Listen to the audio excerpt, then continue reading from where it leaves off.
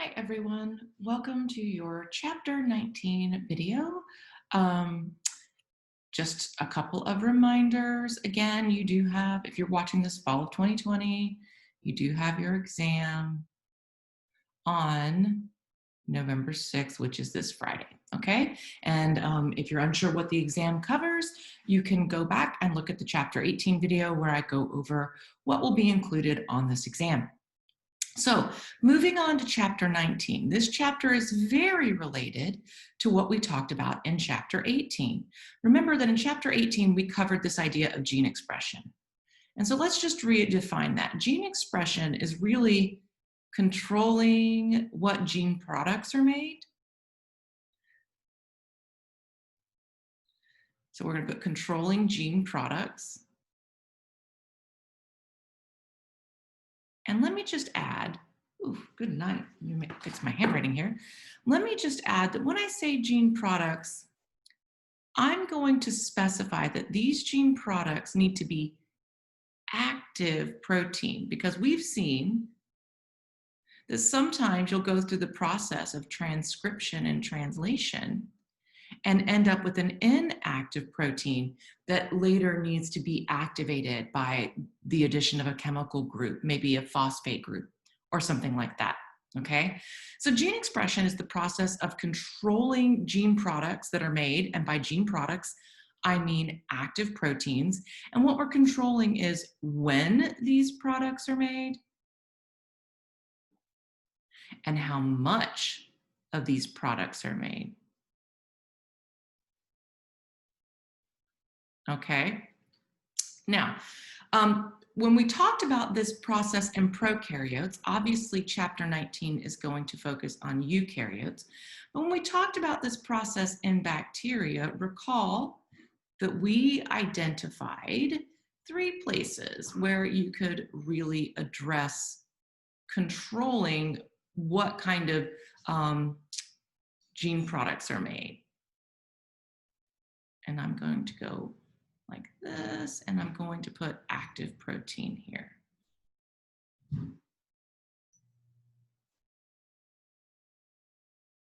Okay, so you could first of all control when and whether the DNA is ever transcribed into RNA, right? The second place that you could control this process is once you have an mRNA, you can control whether it's translated into protein. And the third place where you can exert some control is once you have a protein, you can decide, or the cell can decide whether to activate or inactivate that protein until you ultimately determine whether or not an active protein is made. And remember that bacteria do this for purposes of energy conservation, right? Bacteria are very interested in conserving energy. Cells like to be efficient. So if you control things on this end, if you control things at the transcriptional level, what you are doing as a cell is you are saving energy because you're not even starting this process, right? Now, if you move through this spectrum here and you get to this end, if you've made a protein and that protein is inactive and it's hanging around the cell, then you've exerted some energy to make an inactive protein. But maybe you want that inactive protein to hang around because then all you have to do is flip a chemical switch to turn the protein on. So on this end of the spectrum, if you control things at this level, you save time and you allow the cell to rapidly respond to changing conditions, okay? Now, in bacteria, when they underwent gene expression control, they were really thinking about controlling energy expenditures, right? In eukaryotes, in these guys, what we're going to think about controlling is not just energy, that's still part of the equation. We're going to be controlling energy, but we're also going to be controlling differentiation of cells. Let me define that term.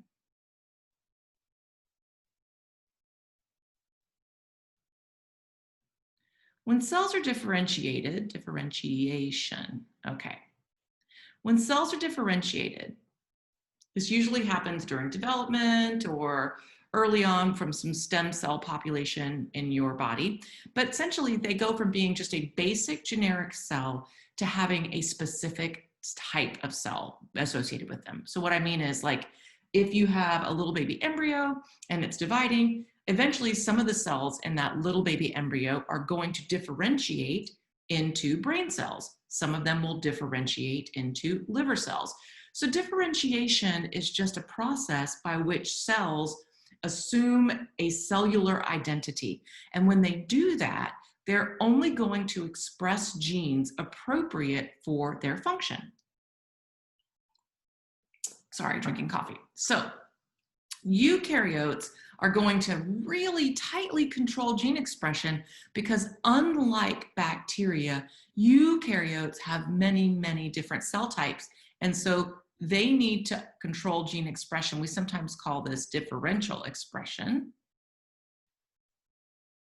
in order to help cells assume their cellular identity, okay? And I mentioned this a little bit in the last lecture. It's sort of that idea of if the cells in your eyeball suddenly didn't adhere to their gene expression rules and they started like producing stomach acid, then you would have acid in your eyeball and that would suck. So that's kind of the concept that we're working on today. All right, let's move away from this idea of prokaryotes, which is what I went over here. And let's talk about how things happen in eukaryotes. It turns out that just like in prokaryotes, gene expression can be controlled at many points during protein synthesis. It can be controlled at the transcription level, at the translation level, or at the post-translational level. But remember that eukaryotes have a much more complex system. So it's going to be a little bit more complex here, a little bit more complex here, and a little bit more complex here. So I wrote here additional places in eukaryotes. I mean, that's sort of true and not really true. I still lump all of these things that happen into these three basic categories, but there's just a lot more going on in each of these categories, okay? So what we're gonna do is we are going to work through this figure here in the course of this lecture to talk about all the different things that happen in a eukaryotic cell to control gene expression, okay? And I really like this figure. It's one of the better figures, I think, in your textbook because it really provides you a roadmap. Excuse me, so let's break it down.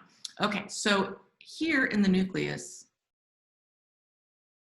in my thought process, this is where all of the processes relating to transcription are occurring, okay?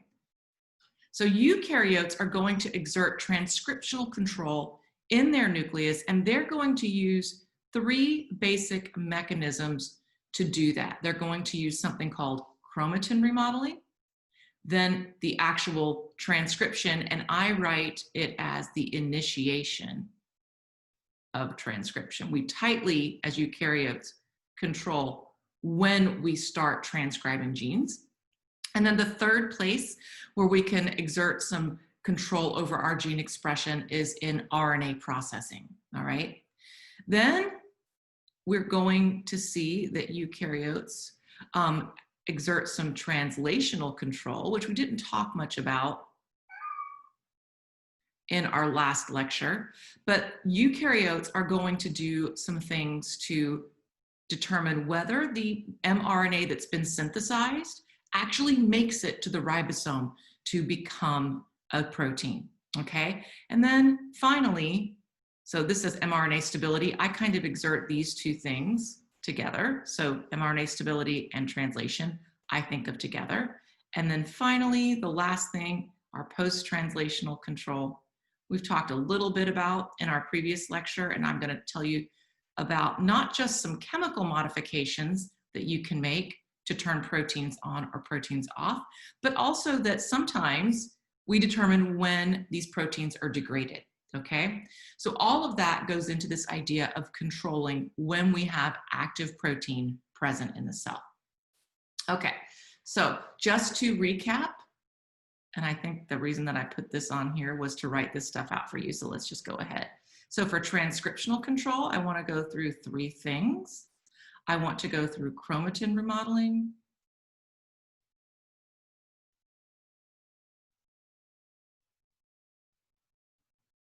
We'll just put remod as an abbreviation.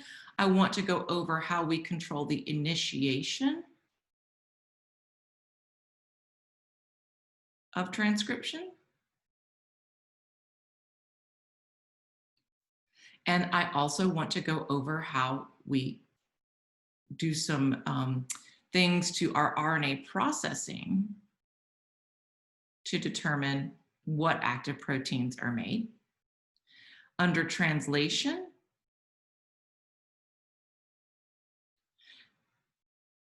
I want us to go over something called RNA interference. I'm going to abbreviate that RNAi. Here, it's listed as RNA stability, but we're going to talk about RNA interference, and I'll go ahead and put interference here so you know what that I stands for.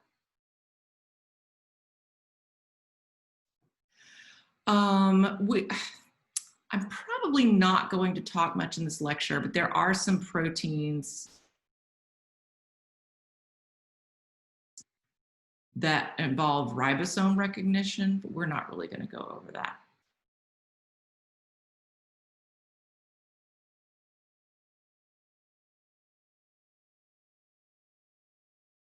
And then finally, under the post-translational, we're going to talk about, I'm going to put chemical modifications to proteins.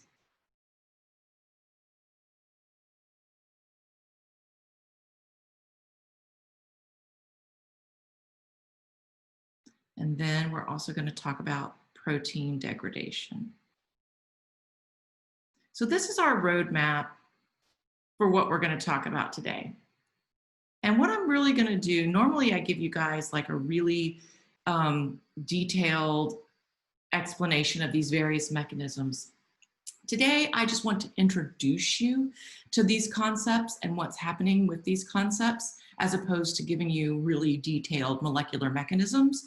This is some higher level stuff. This is the stuff that you'll dive deeper into if you stay in biology and you take a genetics course or something like that.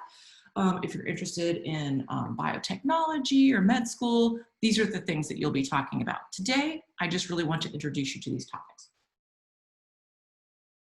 Sorry, I'm drinking my coffee this morning. All right, so let's start out. We're under transcriptional control with the very first thing I wanted to talk to you about, which is chromatin remodeling. Now, let's recall, here's our eukaryotic cell, okay?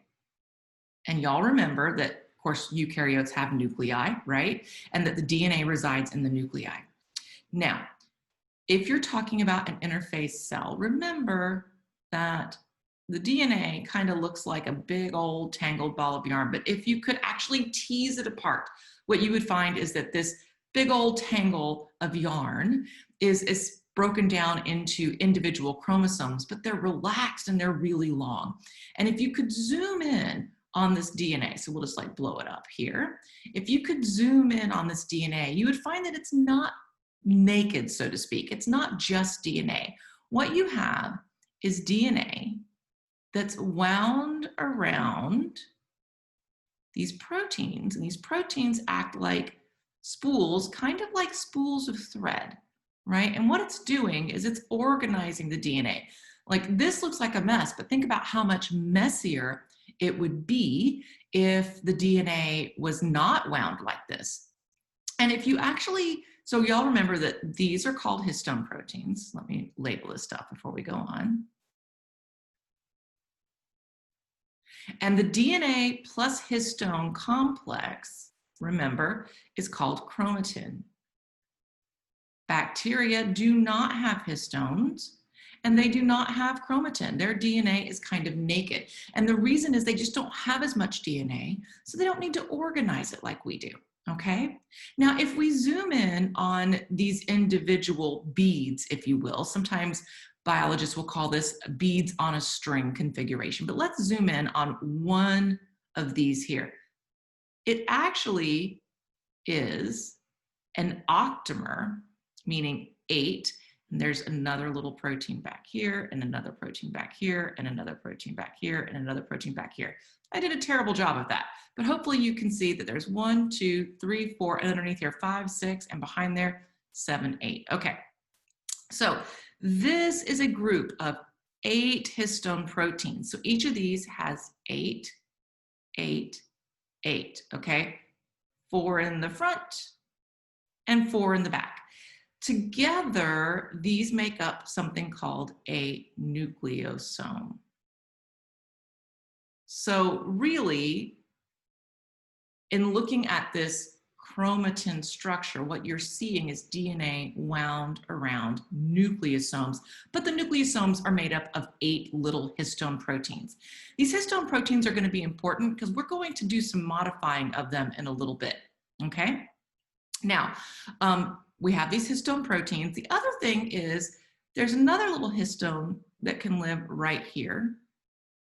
And you may remember me telling you that during cell division, whether it be mitosis or meiosis, what will happen is that these spools, these nucleosomes, will start to condense by stacking on top of one another. And what they do is they use these linker proteins. These are actually another type of histone called a linker, okay? These will start to link these nucleosomes together. So that's what you're looking at here, okay? And what we have here is a nucleosome. You can see the DNA is wound around, and the blue little guy is our linker. So what happens is eventually these will stack on top of one another, like you see here. And then if we're talking about going through cell division, you can see that we then take this fat nerd rope looking thing and we start to double it back on itself and then double it back on itself again until you end up with a chromosome. So a chromosome is highly condensed, very, very condensed chromatin. So why am I telling you all this about chromatin? Well, let's think about this for a second.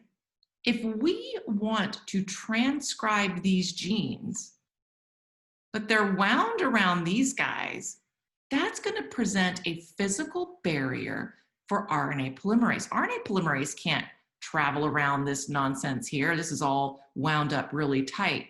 So a big part of controlling gene expression in eukaryotes is controlling the open areas of DNA. So we're going to talk a lot about moving these nucleosomes around or actually ejecting them from the DNA to make the DNA open to the transcriptional apparatus. Let's take a look down here at this picture that I have for you.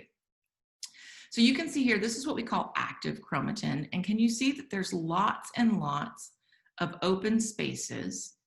This is chromatin where transcription can happen. So this is called transcriptionally active chromatin.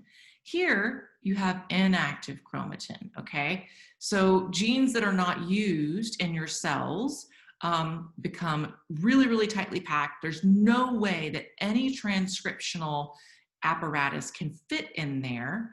And so therefore there's no transcription, okay? So this is one thing that your cells do to turn off the regions of DNA that they don't need.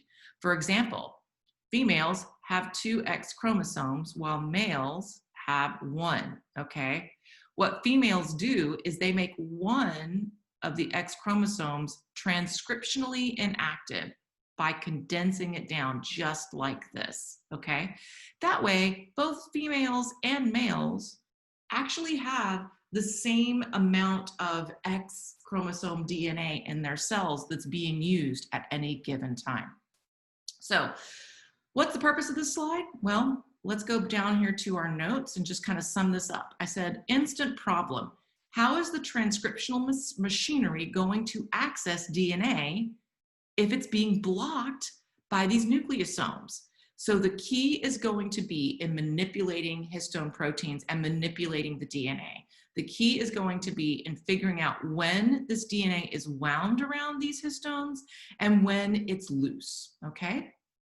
So in thinking about chromatin remodeling, there are 3 ways,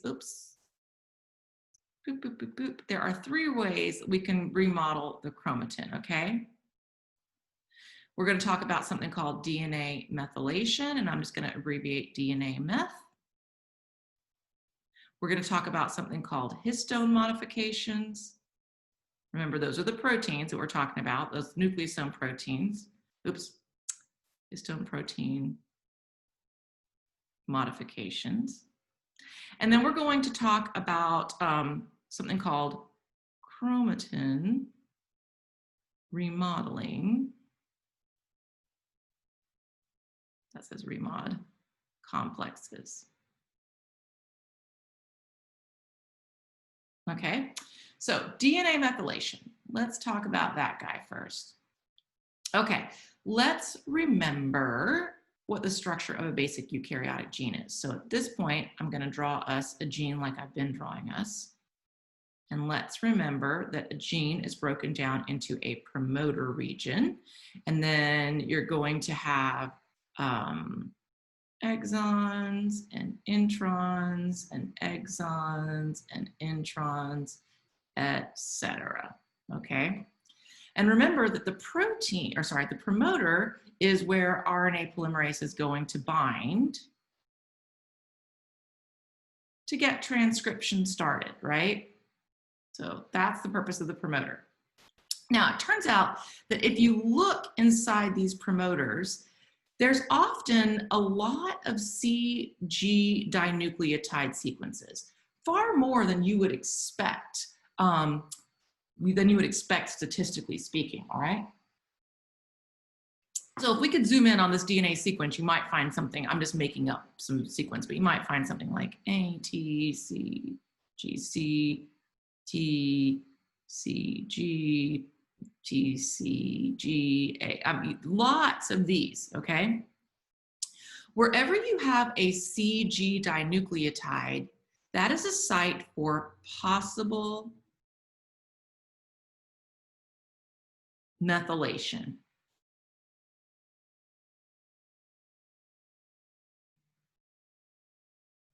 Okay, what does that mean?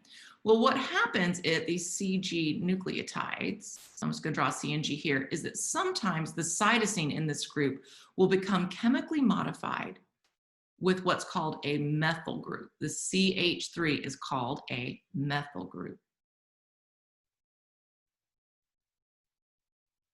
All right, this chemical modification is actually palindromic, right? What'll happen is if you look at the complementary sequence to a CG, it's a GC, and this can also become methylated, okay? Now, what does this do? This serves as a signal. Here's what I mean. Let me take this off right here. The way that we often draw this in biology is we'll take a gene and we'll draw little lollipop-looking things. And each of these little lollipops represents a CG space in the promoter sequence. If the C is methylated in that CG, we color it in. And if it's not, then we leave it blank, okay? So here's what happens. Methylated promoters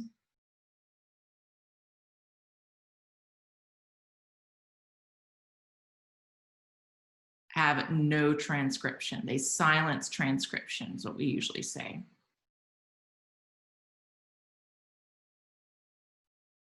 Methylated promoters have no transcription. And so why is that? Well, what's happening, let me see what I had on the slide here. No, okay. So what's happening here, let me erase so I can make some space, is that this C/G that's methylated is serving as a signal, and that signal tells other proteins to come along and condense the chromatin. So this DNA methylation is a signal to condense the chromatin. So what would happen is if you have a gene where there's lots and lots of methylation, ultimately what's going to happen is that's going to mean that the DNA is really wound up on these histones, okay? That's what it's going to mean, because this methylation in the DNA is a signal for proteins to come along and condense that chromatin. And when that chromatin becomes condensed, then you're unable to access it to transcribe it, all right? So let me see down here in my notes if there's anything else I wanted to tell you. In your notes, I tell you that methylation groups, these methyl groups, are added via the action of DNA methyltransferase enzymes. I'm not going to test you on that. This is actually an area that I research a lot, and so I have a tendency to overshare information about DNA methylation. So these enzymes that do this process are called DNA methyltransferases. Don't worry about that for purposes of the exam. Promoters with no methylation are transcriptionally active, and those with lots of methylation are transcriptionally silent, meaning there's no transcription. The reason for that is that lots of methylation acts as a signal for proteins to come along and do this condensation, all right? So that takes care of our DNA methylation piece. Let's move on our next slide and talk about the histone modification piece. All right, so histone modifications, what's happening there? Remember how I told you that a histone is an octamer, and it looks something like this. Not a histone, a nucleosome is an octamer. It's going to look something like that. I'm really bad at drawing. Okay, but you guys get that there are 8 histones here in a single, I'm going to put 8 histones per nucleosome. Okay, I'm going to abbreviate nucleosome. It turns out that these histones, remember that I draw them like little circles, and we often do, but they in the cell would look like little globular proteins, and some of these proteins have tails coming off of them. So there would actually be 8 tails coming off of these histones. These tails are open for chemical modification. Oh, there we go, open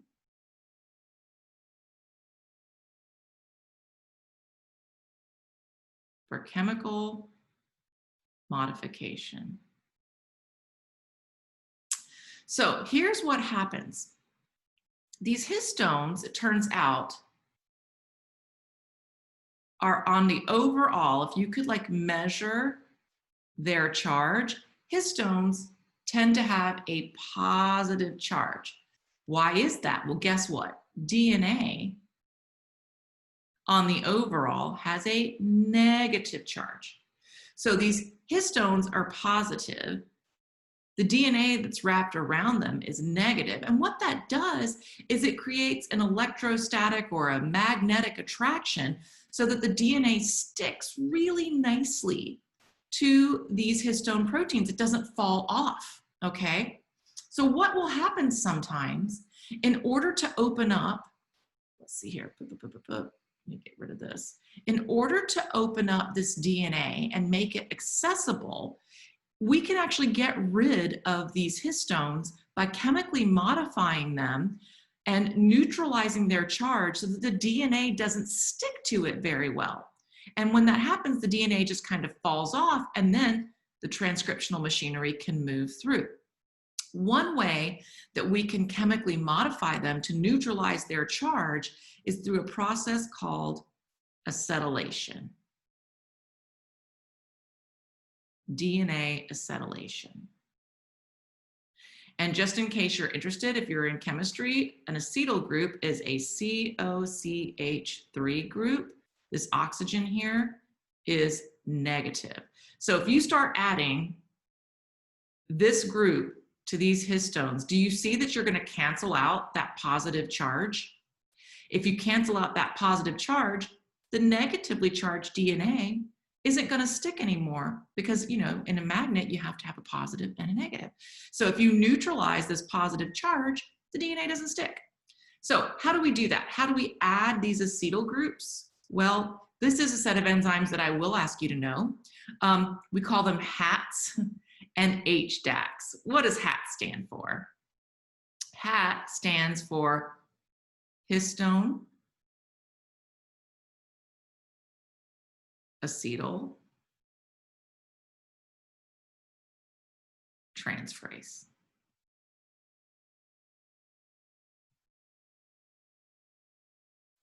And you can guess what these hats do.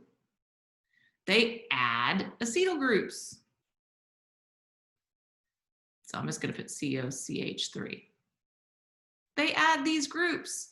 So when they do that, they are neutralizing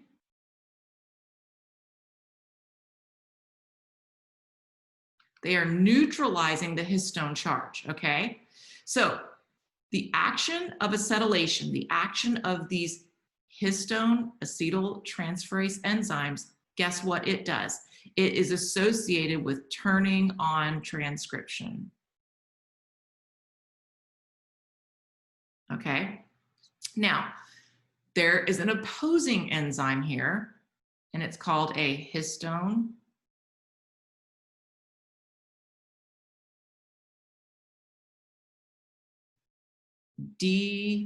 deacetylase.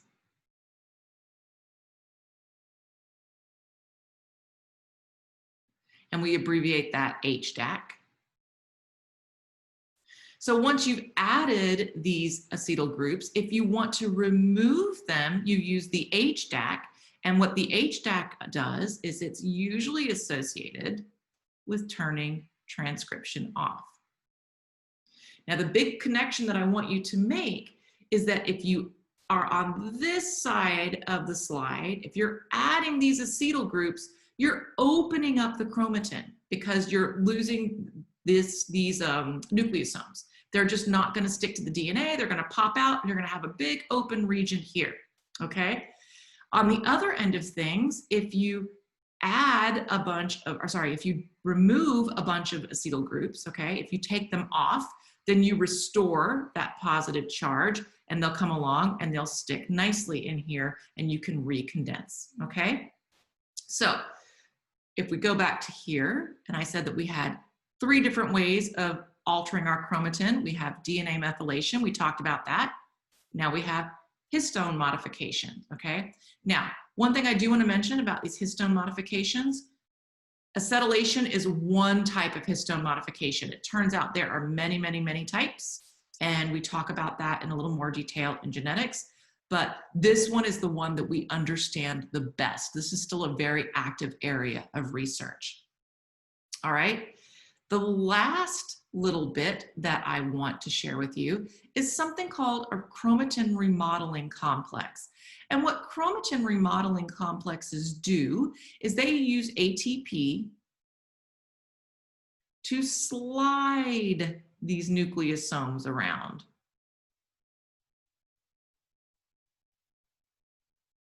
Oops, come on, nucleosomes. Okay, so here is an example of some chromatin, and you can see we have our nucleosomes. You can see these little tails poking out that I told you about. You can see the DNA is wound around those nucleosomes, and let me just move that so you can see. You can see here that an ATP chromatin remodeling complex can slide some of these over. So it's slid these 2 that way and these 2 this way, leaving an open area of DNA that could then be transcribed. It could also alter the spacing overall. So these ATP chromatin remodeling complexes slide these guys around, changing the accessibility of the DNA to the transcriptional apparatus. All right, what I have for you here is a link to a very good video. So I'm going to pause this recording, and when I come back, I'll be showing you how this looks in an animation. Okay, so I have your video dialed up here. A couple things that I know you're going to have questions about. This video looks very, very realistic. It is not an actual video of like a real video of the cellular processes. What it is a research group out of Australia that uses very accurate animations to teach about these processes, okay? The other thing that I want to point out is that I'm starting this video at 3:16, okay? And I put that in the notes of your PowerPoint because this is a longer video animation, so we're only going to play a portion of it. All right, I'm gonna talk you through it. Oops, nope, but first I'm gonna push play. The active chromosome has a dispersed or open appearance, often described as resembling beads on a string. Molecule. So you can see here, and I wish it wouldn't do that. You can see here that we have a nucleosome, and then these purple things, this is DNA, and then you can see that it's wound around each of these nucleosomes, okay? All this other stuff in the background is meant to be molecular motion of other molecules in the nucleus, okay? Involved in gene transcription can access open DNA. The active X chromosome has specific active histone tail modifications that tag the DNA. In the next few shots, we'll look at examples of molecules that can access the active X chromosome. Transcription factors can bind open DNA. These proteins are important in transcription initiation. They can recruit other proteins, such as histone-modifying enzymes. A new modification is added to a histone tail.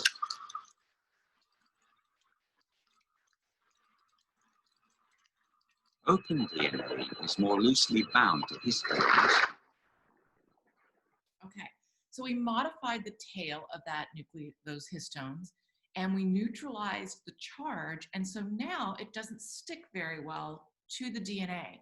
This is going to leave the DNA open, and the transcriptional machinery can move through. Which allows for nucleosome disassembly. Nucleosome remodelers can also access the active X chromosome. These proteins slide the nucleosome along DNA. Ultimately, these changes open the DNA and allow RNA polymerase, the DNA reading enzyme, to access and transcribe DNA into messenger RNA. Okay, so I really like that video because I think that it is very informative, and the only thing we didn't cover is the DNA methylation, which is what they were trying to get at when they were talking about the DNA being modified in such a way that it was open. But you get the idea. The general concept here is that eukaryotes need to open up the chromatin to allow this guy right here to have access to the DNA. Now, the thing about these chromatin modifications, we've talked about 3 of them now. Actually, let me go back here. Oops, sorry, back here. So I said that there were 3 ways that chromatin could be remodeled: DNA methylation, histone protein modification, and chromatin remodeling complexes, okay? And we saw examples, at least, of these 2 in our little video. The interesting thing about these chromatin modifications is that they are passed down through mitosis. So as you're forming as a little embryo, DNA methylation is laid down. Some of these histone modifications become laid down, and they're passed on during mitosis. And so that's why your liver cells make additional liver cells, because all of those modifications get passed down. This is actually, where do I tell you guys this? Do I define the term epigenetics? Pretty sure I do. I don't think. Okay, so this idea of these histone modifications and DNA methylation being passed on during mitosis, so this means during development or during normal cell division.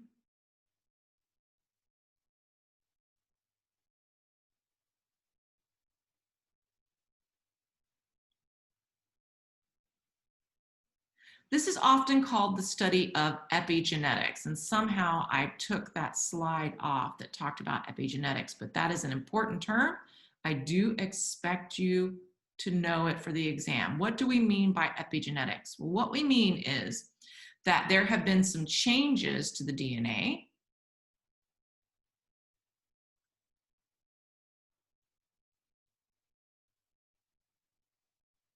and that these changes change traits, right? But there has been no change to the actual DNA sequence, okay? So right here, no sequence change.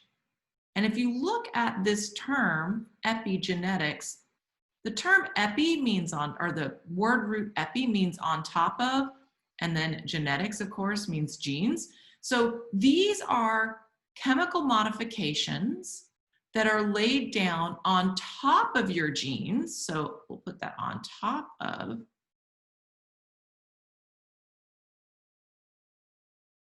That result in changes, okay? So this study of epigenetics is a very active area of research, and again, something that I'm very, very interested in. Epigenetics is how different cells in your body express different genes, okay? So for example, I mentioned your eyeball.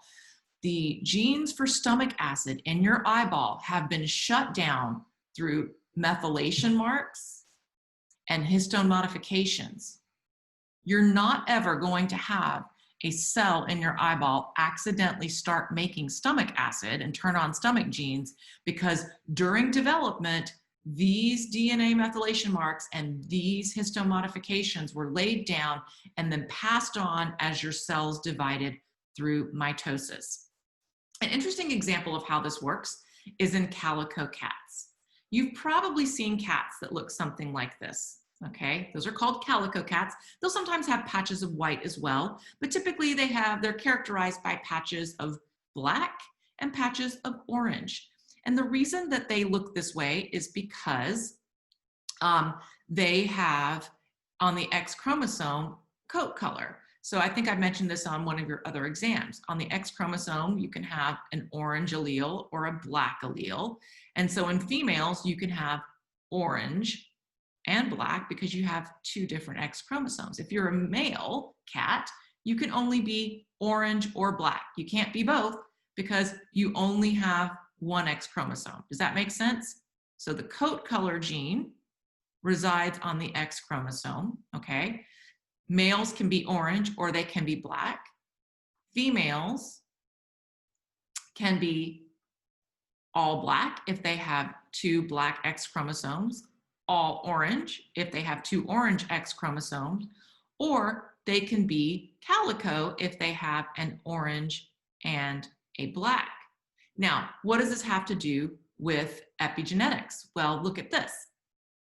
What happens is during development, at some point, if you have, I'm going to color code these.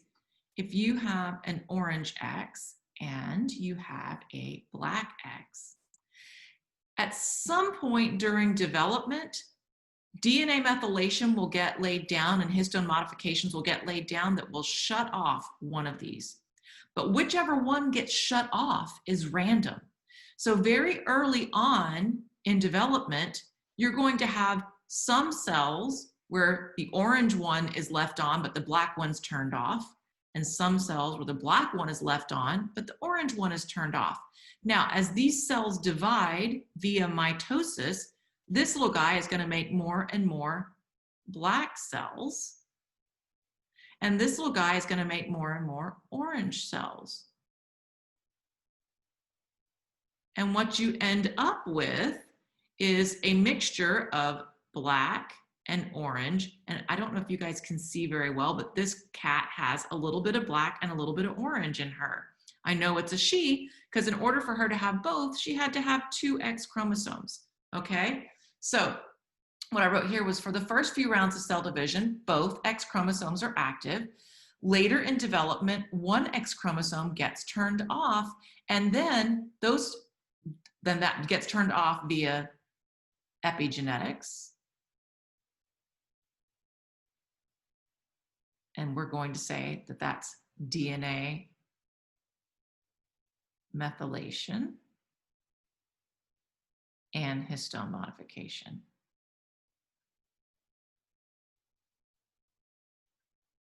okay? These modifications can then be passed on to the daughter cells. So those are interesting examples of how DNA methylation and histone modifications are inherited through mitosis. We're starting to wonder whether or not these can be passed on to offspring after meiosis, but that is an active area of research at the moment. All right, let's move on. I'm going to actually skip the next couple of slides for you guys, okay? Because I want to get to our next level of control of gene expression, okay? So if we are back, let me go back for just a second. If we are back here, we're still in the nucleus. We've only gotten through this one, but I promise all the rest of these are much shorter.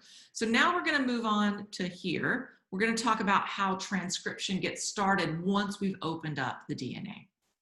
All right, so we've opened up our DNA and now all of this is available to us, okay? So we can actually have RNA polymerase bind. Remember that RNA polymerase is going to bind to the promoter region of genes.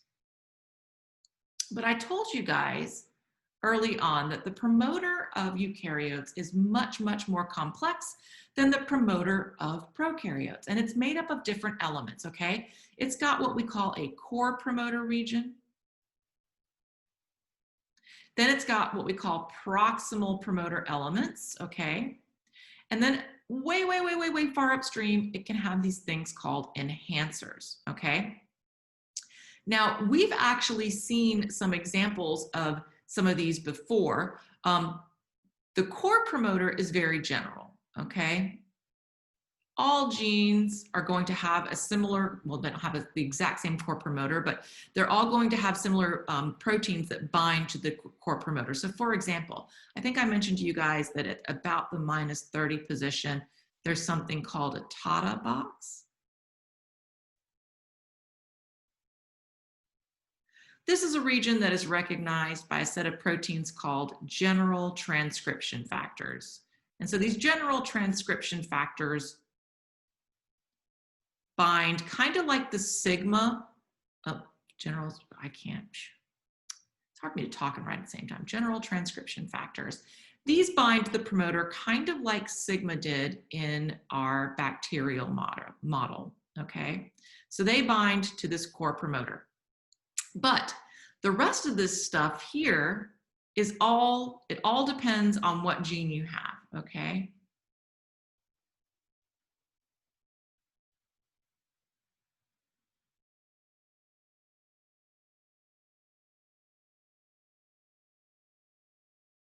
So this core promoter, this is something you would find in genes in general with a TATA box, general transcription factors. They can bind to these areas regardless of what kind of gene it is. But these things are going to be different depending on whether it's a gene for stress-related genes or whether it's a gene for hormone-related functions, okay? So let's talk about these proximal promoter elements first. We've actually seen examples of this before, so I'm not going to talk about this for a whole long time, but remember our discussion of steroid hormones. This is a little bit different diagram, but you've seen this before, where the steroid moves into the cell. It then binds to a receptor molecule. This receptor I've labeled here as GR. That stands for glucocorticoid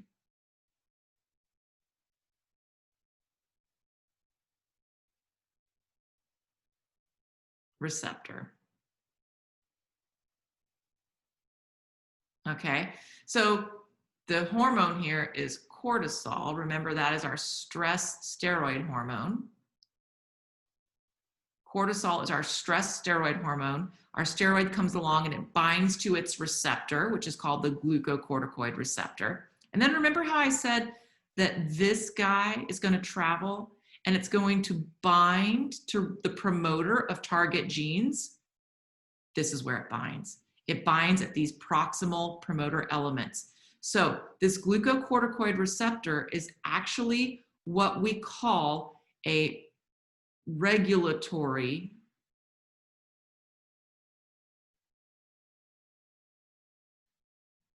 transcription factor.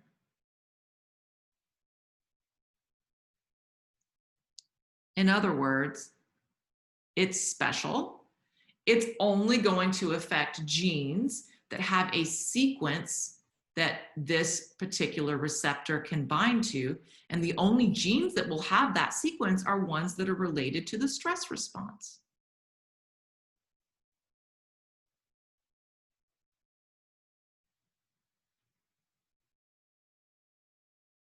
Okay. Let's see here. Just want to make sure that I'm telling you all the things that I want to tell you about this. Yeah, okay. So if you have these present, that's going to help RNA bind. Now let me go back here. One of the things I should have said is that RNA polymerase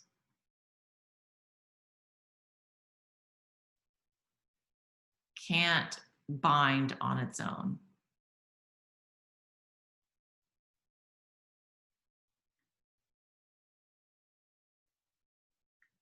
Just like in bacteria, RNA polymerase needed the sigma factor in order to be able to bind to the DNA.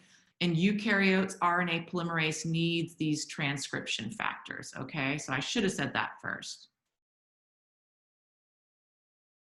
So to get this transcription party started, it needs to bind, the transcription factors bind to the DNA first, and then RNA polymerase can bind to the transcription factors.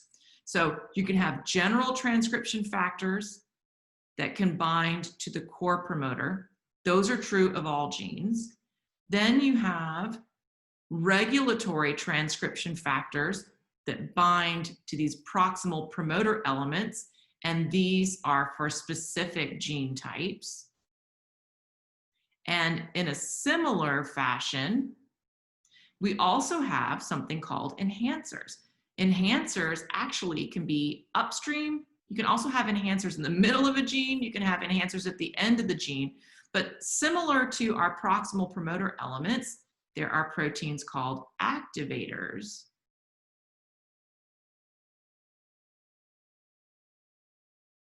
that can bind to these enhancers. And this is what happens here. So here's our enhancer. And what will happen is an activator will bind and cause this to loop over here. So see, you're going to have your DNA loop over here. Then you'll have a whole bunch of other transcription factors that have already bound. Together, this makes a binding site for RNA polymerase. And transcription can begin. And I'm not going to show this video, but I have given you a little video here that you can go and watch if you want to see this in action. Here it is again. So we have an enhancer that's got an activator bound to it. Here's a proximal promoter element that has a regulatory transcription factor bound to it. If we move down here, there's our activators. There's our regulatory transcription factor. Here's our general transcription factor. These together make it possible for RNA polymerase to bind to this promoter, to recognize it, bind to the promoter of this DNA, and begin transcription. So to control gene expression, you can see that we control what binds to the promoter. Here we can control what binds to the proximal promoter elements. We can control what binds to the enhancer. And so we've seen this before using our example of steroid hormones, okay? All right, the last element that I want to talk about, so we've talked about this, we've talked about this. The last element that I want to talk about that occurs in the nucleus that I still consider to be part of transcriptional control of gene expression has to do with RNA processing. Now, hopefully you remember that once we transcribe our RNA, the structure of eukaryotic genes is such that it's organized into these weird segments called exons, which are excellent, and introns, which are insignificant. And so to make a functional RNA, a mature mRNA, what your cell has to do is cut out these insignificant introns and then splice together these exons, okay? But it turns out exon 1, exon 2, exon 3, exon 4. It turns out that sometimes in order to make different proteins, you can control which exons go together. So you could have, I've got 4 exons here. You could have an mRNA that consists of exons 1, 2, 3, and 4. You could have an exon that it consists of an mRNA that consists of exons 1, 2, 3, and 4. You could have an mRNA that was just 1, 3, 4. You could have an mRNA that was just 1, 2, 4, etc. Okay? This is a process called alternate splicing.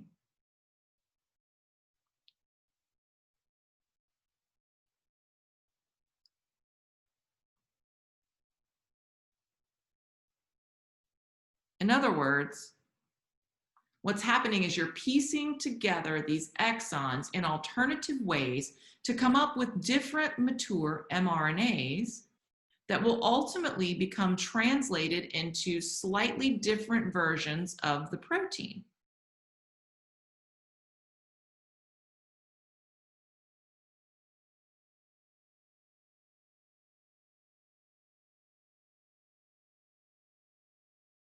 Okay, so in looking at this, you can see that here in this example, we have 1, 2, 3, 4, all the way down to 12 different exons. Okay, this is an example from a gene for something called tropomyosin. If you remember, you have actin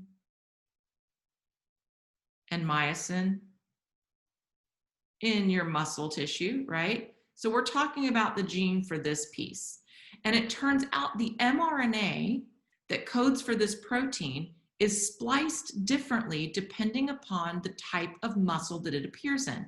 So for example, here we have one type of skeletal muscle, and you can see that it's got exons 1, 3, 4, 5, 6, 8, 9, 10, 11, 12. Skeletal muscle B has a different set of exons that are present. Smooth muscle, which is the type of muscle that we find in your gut, so that's the muscle that forms like your digestive tract. It's got a different set of exons that code for myosin. In your liver, you've got myosin as well, and you have a very different set of exons that are used. And in your brain, you have myosin, but also a very different set of exons that are used. So what we have here is one gene that's transcribed into one pre-mRNA, but then it's processed differently and to include a different set of exons to give us different versions of active protein. So this is another way we can control how our genes are expressed. All right, moving on. Let's move out of the nucleus now. Let's get out of the nucleus and let's move on to this region here. And we're just going to talk briefly about these regions. So we've moved out of the nucleus and we're now in the cytoplasm. And what I want to talk about now is this idea of you have an mRNA. You've already made it. It's been exported from the nucleus. But you might decide not to translate it into protein. Okay.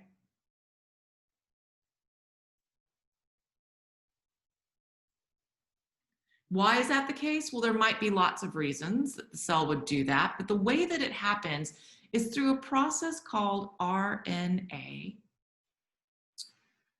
Okay, so these can be called microRNAs or short interfering RNAs.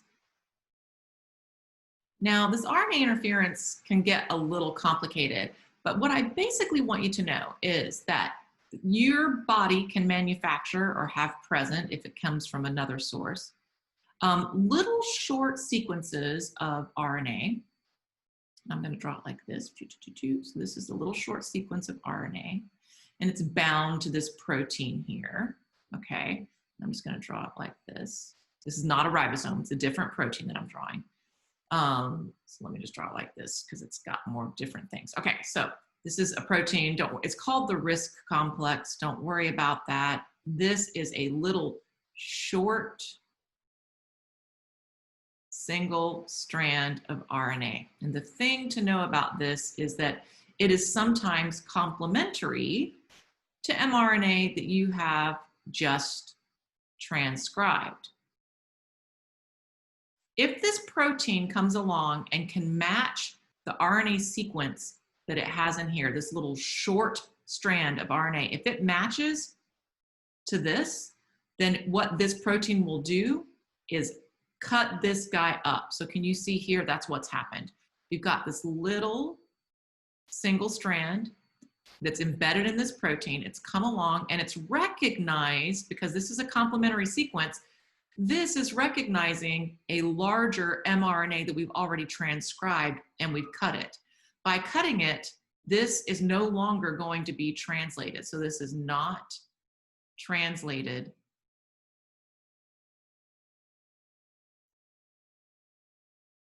into protein. So this is why we call this translational control. Now you may be thinking, why in the world would your cell go through all the trouble of transcribing the DNA and making an mRNA molecule just to chew it up? Well, there's a couple different reasons. The first reason is we're pretty sure that this evolved as a mechanism to chew up viral DNA. So this was a way to get rid of foreign DNA that was, chew up viral RNA. This is a way to get rid of viral RNA that had infected your cells. So you remember how I said viruses take over the cell by making more and more copies of themselves. And they do that by injecting their genetic material and allowing your cellular machinery to just copy their DNA into their RNA and making their proteins. So what we think happened is that this mechanism evolved as a way to chew up that viral RNA so that we don't make any viral proteins, okay? Now, today, we still use it for that purpose. And additionally, we use it to control the rate of transcription. So maybe you have a whole bunch of mRNA that's around, okay? But maybe your cell wants to fine tune how much of this mRNA, how many of these mRNA transcripts are actually translated into protein. Well, you can do that using RNA interference, okay? And it's also often abbreviated RNAi. Now, I've just vastly oversimplified this process, but I want you to be aware that it exists, okay? Now, we're getting toward the end here. So the last thing that I want to mention, and let me go back up to my little favorite diagram here. So we've gone through this. We've now gone through this. And I just want to mention what happens if you make it all the way through transcription and translation, and you now have a protein. How are you going to turn it on or off? Or are you going to get rid of it altogether? Okay, so that's where we are here. We've gone through the whole process of taking, come on, little guy.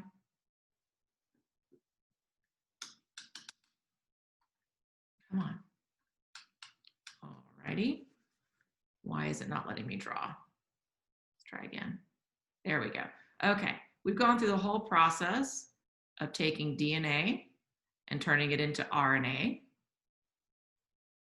And then we've gone through the process of making a protein. But at this point in the game, this protein might be inactive. Not all proteins, but some are inactive immediately after they're translated. And they have to be modified to become fully functional. So you don't have to memorize these.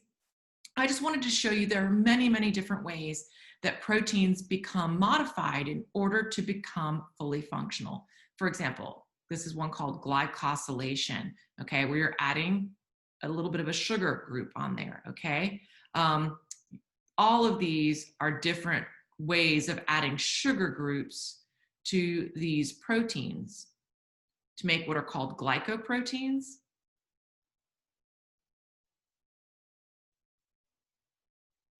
And these are really important in things like cellular recognition. So your cells being able to recognize your own cells from foreign cells. So this is one example of a modification, okay? And then this is an example we've been over many, many times where the addition of a phosphate group will often make a protein active, okay? Although sometimes the opposite is true, where the addition of a phosphate group can turn things off as well. So by chemically modifying your proteins, you exert some control over whether they are active or inactive. And remember that this is important so that the cell can have a speedy response.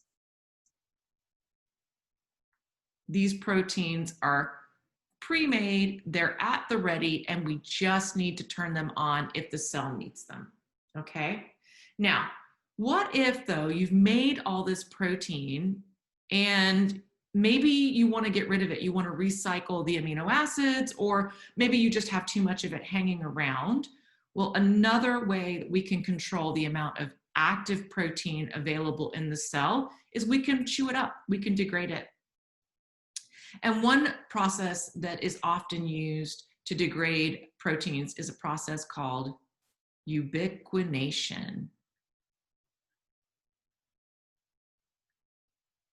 What happens in ubiquination is this is a chemical group called ubiquitin.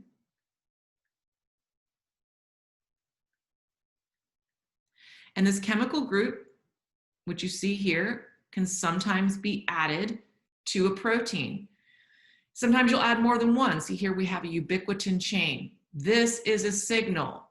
We've seen lots of cellular signals. This is a signal, a chemical signal. It is flagging this protein for degradation by something called a proteasome, okay? What proteasomes do is they chew up proteins.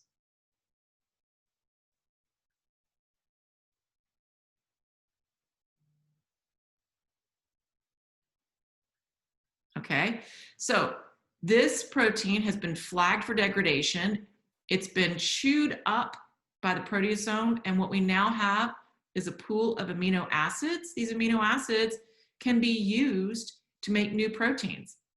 Sometimes this is also a process that's used if it's a foreign protein, like the spike protein on a coronavirus, for example.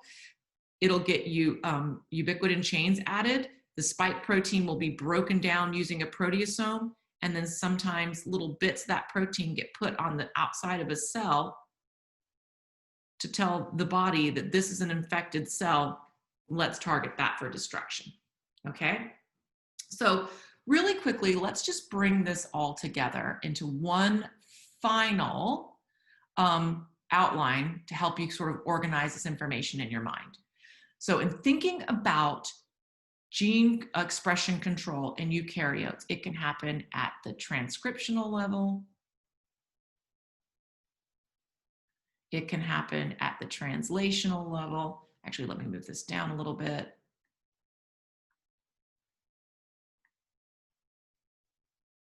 Ooh. And it can happen at the post-translational level.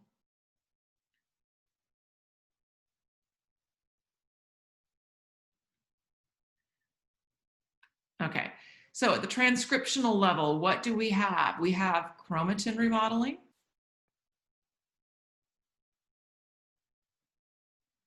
To open up the DNA.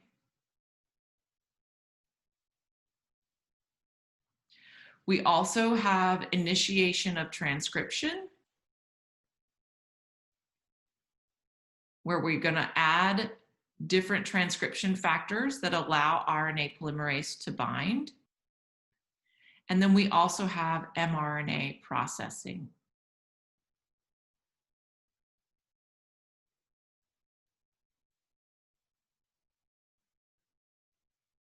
For chromatin remodeling, there were three things that we talked about.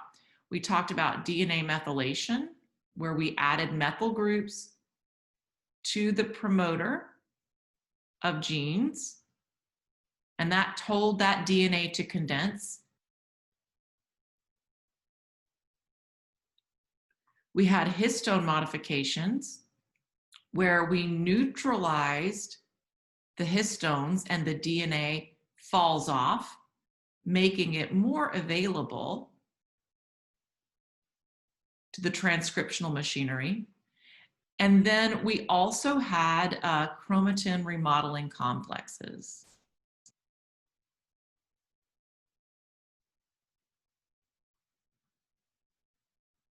Which would slide nucleosomes around.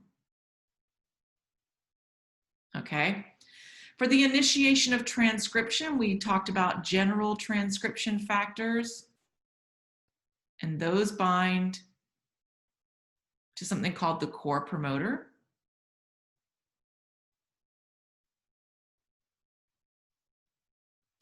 We had regulatory transcription factors.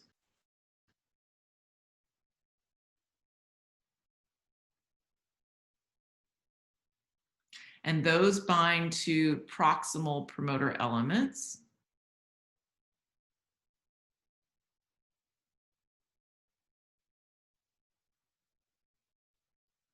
And we also had something called activators.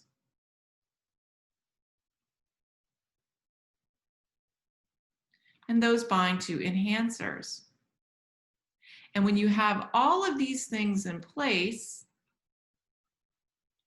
then RNA polymerase can transcribe. So by controlling whether or not these things are at the promoter, you control whether transcription happens. So RNA polymerase binds.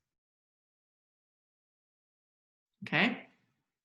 And then for mRNA processing, we talked about this idea of alternate splicing.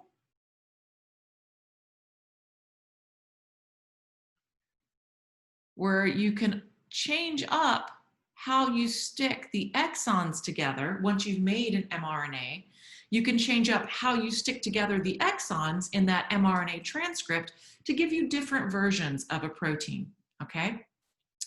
So transcriptional gene expression control was where we spent most of our time today. Under the translational category, we talked about RNA interference, where once you have an mRNA, you may decide to degrade it because you don't want to translate it into protein, and you do that through the use of these single-stranded RNA molecules that are called microRNAs or small interfering RNAs. These guys are complementary to the larger mRNA molecule, and if you find a microRNA that lines up with an mRNA molecule, that mRNA molecule gets targeted for degradation. And then under our post-translational, we talked about protein modifications.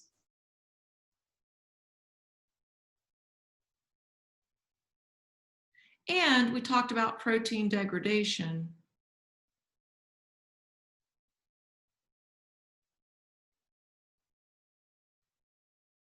And we talked about that via a process of ubiquination.